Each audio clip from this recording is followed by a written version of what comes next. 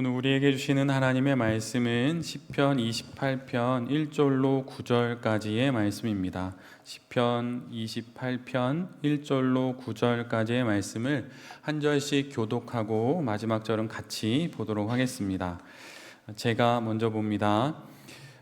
여호와여, 내가 주께 부르짖으오니 나의 반석이여, 내게 귀를 막지 마소서.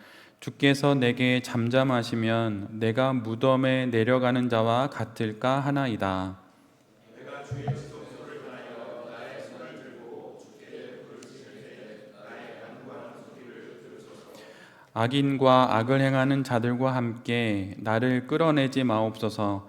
그들은 그 이웃에게 화평을 말하나 그들의 마음에는 악독이 있나이다.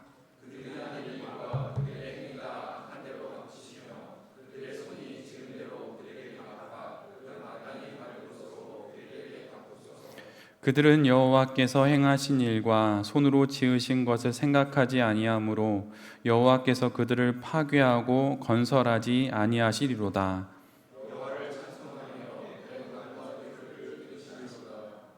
여호와는 나의 힘과 나의 방패이시니 내 마음이 그를 의지하여 도움을 얻었도다. 그러므로 내 마음이 크게 기뻐하며 내 노래로 그를 찬송하리로다.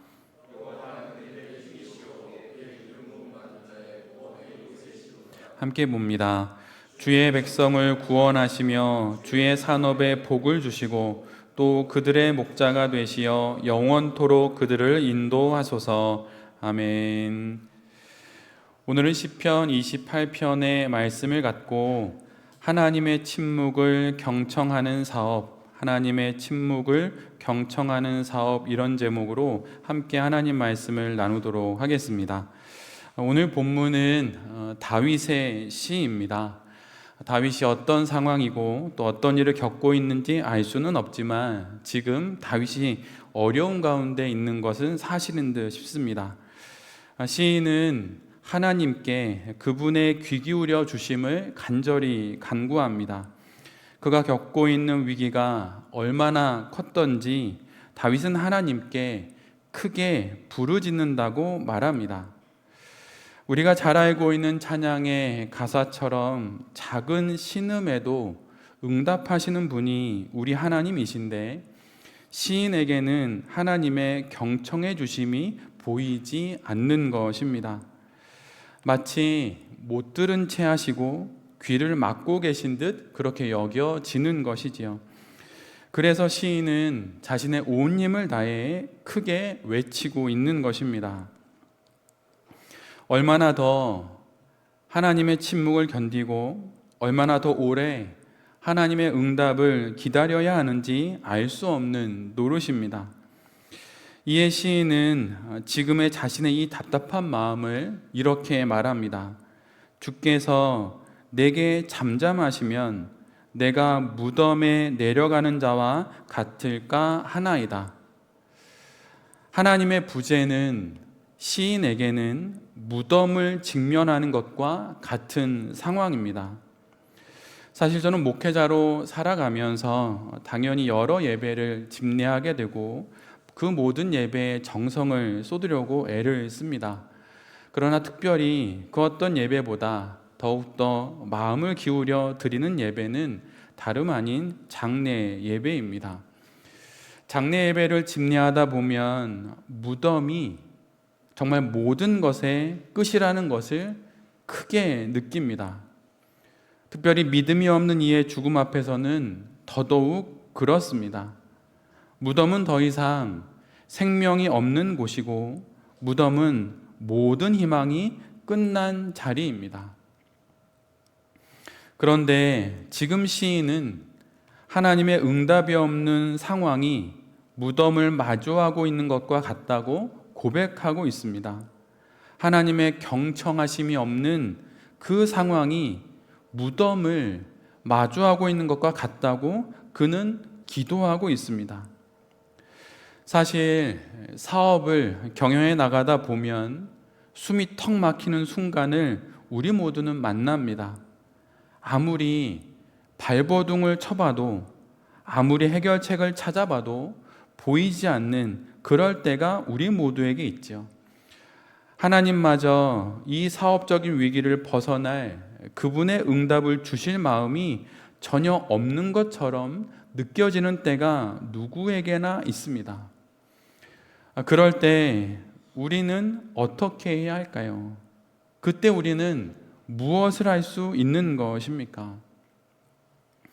사업을 영어로는 비즈니스라고 합니다. 그런데 하나님의 음성을 듣지 못하는 비즈니스는 바쁘다는 뜻의 비지와 명사를 만드는 전미어인 NESS가 붙어서 말 그대로 비즈니스가 될 수 있습니다. 너무 바쁘기에 오히려 기도합니다 라고 하는 제목의 신앙서적은 있지만 나는 너무 바쁘고 너무 마음에 쫓겨 들려오는 하나님의 음성을 듣지 못하고 있는 것은 아닌지, 그래서 비즈니스가 정말 너무 바쁜 비즈니스가 되고 있는 것은 아닌지 한번 돌아봐야 하는 것입니다. 하나님의 침묵을 경험한다는 것은 내가 내 영혼을 돌아볼 시간도 없이 일하는 것일 수 있습니다. 아니면 한쪽으로 너무 치우쳐져서 하나님의 음성만을 들으려고 하는 것일 수도 있습니다. 성도의 하나님을 향한 경청은 그분의 음성을 마음으로 듣는 경청도 있지만 그분의 침묵마저도 경청할 수 있는 것도 포함되는 것입니다. 문제 해결에 너무 많은 시간 몰두하다 정작 매일의 삶에 있어야 하는 하나님을 향한 경청이 사라지니 마땅히 경청해야 할 하나님의 침묵이 무덤처럼 느껴지는 것이지요. 하나님의 침묵을 경청한다는 것은 당면한 문제의 해결책을 듣는 것을 넘어서서 우리에게 가장 가치 있는 것을 듣는 그러한 과정인 것입니다. 바로 하나님, 바로 그분 자체를 만나는 것이고 그것이 바로 하나님의 침묵을 경청한다는 뜻입니다. 내가 겪는 사업적인 위기에서 회복되어야 하는 것은 하나님에 대한 경청입니다. 수많은 문제에 대한 해답 이전에 잊어버린 하나님에 대한 경청, 하나님의 현존에 대한 경청이 우리 모두에게 회복되어져야 하는 것입니다. 이것이 바로 하나님의 침묵에 대한 경청으로 이어지게 되는 것이지요. 하나님의 침묵에 대한 경청으로 우리는 우리 사업에서 가장 가치 있는 것이 무엇인지 다시금 확인하게 되는 것입니다. 우리의 인생에서 가장 가치 있는 것이 무엇인지 마침내 우리가 우리의 영혼의 귀로 듣게 되는 것입니다. 모든 생이 끝나는 무덤 앞에서 인생을 뒤돌아보고 다시 인생의 참된 가치를 찾는 것처럼 우리는 하나님의 침묵 앞에서 우리가 사업을 하는 이유, 우리가 이 사업을 통해 종국에 이루게 될 일의 그 가치를 다시금 발견하게 되는 것입니다. 그래서 하나님의 침묵은 우리를 그렇게 가치 있는 길로 인도하는 그분의 은혜의 방편인 것이에요. 그래서 사업가라면 더욱 하나님의 침묵을 경청할 줄 알아야 합니다. 하나님의 침묵을 경청하게 되면 숨가쁘게 돌아가는 눈에 보이는 현실과 점점 거세지는 외부의 압박, 그리고 수많은 사업적인 충동들 속에서 그것들을 넘어서는 가치 있는 것들을 비로소 듣게 됩니다. 그럴 때 거기에서 우리가 경영하는 사업을 할 수 있는 참된 힘과 내가 하는 사업의 참된 의미와 참 가치를 다시금 발견하게 되는 것입니다. 그리고 그것이 실마리가 되어 다시 인생을 살게 되고 사업을 경영해 나갈 수 있게 되는 것입니다. 어느새 2025년에 봄과 여름이 지나 가을이 되었습니다. 이렇게 계절이 변하듯 자연도 늘 언제나 변하는데 자연은 그 모든 변화를 침묵 중에 이루어냅니다. 자라나는 자연이 나 지금 열매 맺고 있어요. 나 지금 가을을 맞이하고 있어요. 이렇게 전혀 말하고 있지 않습니다. 침묵 중에 자연은 자라납니다. 우리의 사업 역시 마찬가지입니다. 하나님의 침묵 중에 우리의 사업은 다시 그 방향을 잡아가고 제대로 성장하고 성숙하게 되는 것입니다. 그러기에 하나님의 침묵은 우리가 채워야 할 결핍이 아니라 우리를 인도하시는 그분의 조용한 인도하심, 바로 그것입니다. 한자 중에 목중무진제라고 하는 말이 있습니다. 눈목에 가운데 중에 없을무 참진 재상제, 그래서 목중무진제라고 하는 말이 있는데 이 말의 뜻은 그들의 눈에는 하나님이 없다는 것입니다. 말 그대로 안중에 하나님이 없고 내 눈에, 내 인생에는 하나님이 없다고 말하는 것, 그것이 바로 목중무진제입니다. 그런데 바로 이것이 악인들이 세상을 보는 방식입니다. 분명히 하나님이 계심에도 불구하고 없다고 여기고 없인 여기게 되는 것, 바로 그것이지요. 교만한 마음에서 남을 낮추어 보거나 하찮게 여기는 것, 그것이 업신 여기는 것인데 하나님을 업신 여기게 된 것이고 그것은 바로 하나님이 없다 여기는 것입니다. 하나님을 믿지 않는 자들에게는 하나님의 침묵이 하나님이 존재하지 않으신다는 증거가 될지 모르지만 믿는 우리에게는 귀로만 듣던 하나님, 눈으로만 보아야 믿을 수 있던 하나님을 넘어서는 바로 그 침묵 속에서도 하나님은 여전히 계시다고 하는 그 사실을 알게 하는 은혜의 기회가 바로 하나님의 침묵인 것입니다. 사업을 하다 보면 세상의 소리가 나의 힘이요, 나의 방패요, 나의 요새처럼 느껴집니다. 그럴듯한 말이 나의 사업을 일으키고 또 새롭게 할 기회처럼 들려옵니다. 그러나 그 어떤 세상의 소리도 하나님의 침묵을 배경으로 하지 않으면 소음에 불과합니다. 하나님의 침묵을 경청하게 될 때 비로소 우리는 세상의 소리를 분별할 수 있고 그 소리들 가운데 우리가 어떤 것을 취하여 이 땅에 인생을 살아가고 사업을 경영해 나가야 할지 비로소 분별하는 것입니다.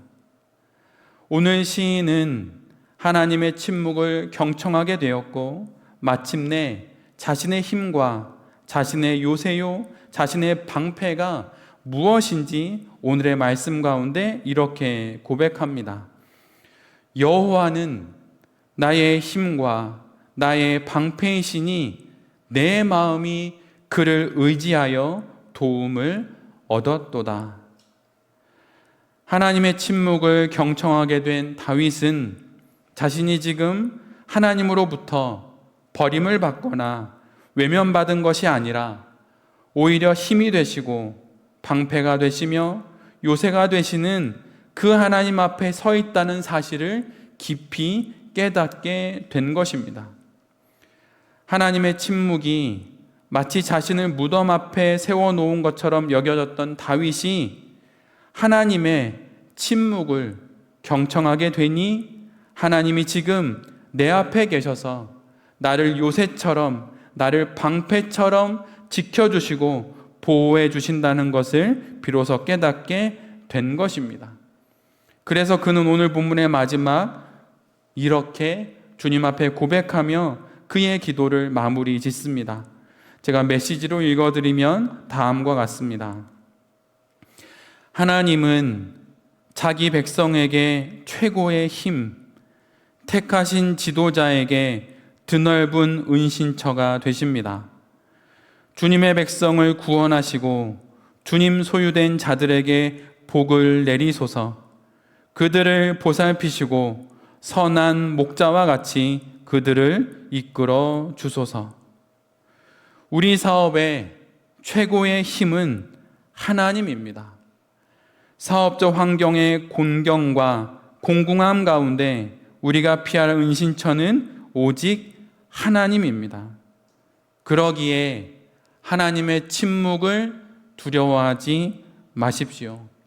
그것은 무덤 앞에 서 있는 것이 아니라 지금껏 눈으로 보아야만 믿을 수 있었고 귀로 들어야만 확인되었던 그 하나님을 이제는 넘어서서 더 크신 하나님이 계심을 알게 하시고 그 하나님을 만나게 하시는 하나님의 은혜의 시간인 것입니다. 여러 사업적인 어려움과 좀처럼 변화되지 않는 나의 성품과 여러 환경들 가운데 하나님의 침묵을 경청할 수 있는 우리 모두가 되기를 간절히 빕니다. 그렇게 하나님의 침묵을 경청함으로 이전에는 만나지 못했던, 이전에는 꼭 눈으로 보아야만 했고 귀로 들어야만 했던 그 하나님을 넘어서는 더 크신 하나님을 만나는, 하나님이 주시는 그 모든 은혜를 누리게 되는 우리 모두가 될 수 있기를 간절히 빕니다. 하나님께서 분명 그분의 침묵 가운데 우리에게 더 큰 은혜를 주실 것이고 그 은혜를 받아 감당하기 어려운 이 사업을 우리 모두가 잘 경영해 나갈 수 있게 될 것입니다. 여기 계신 모든 대표님들과 이 말씀을 전하는 제 자신이 하나님의 가장 큰 은혜인 그분의 침묵 앞에서 그분의 침묵마저도 경청함으로 이 땅 가운데 놀랍고도 위대한 그리스도인으로 살아가게 되는 그 은총을 누리는 그 모든 은혜가 우리의 인생 가운데 있게 되기를 간절히 기도드립니다. 아멘.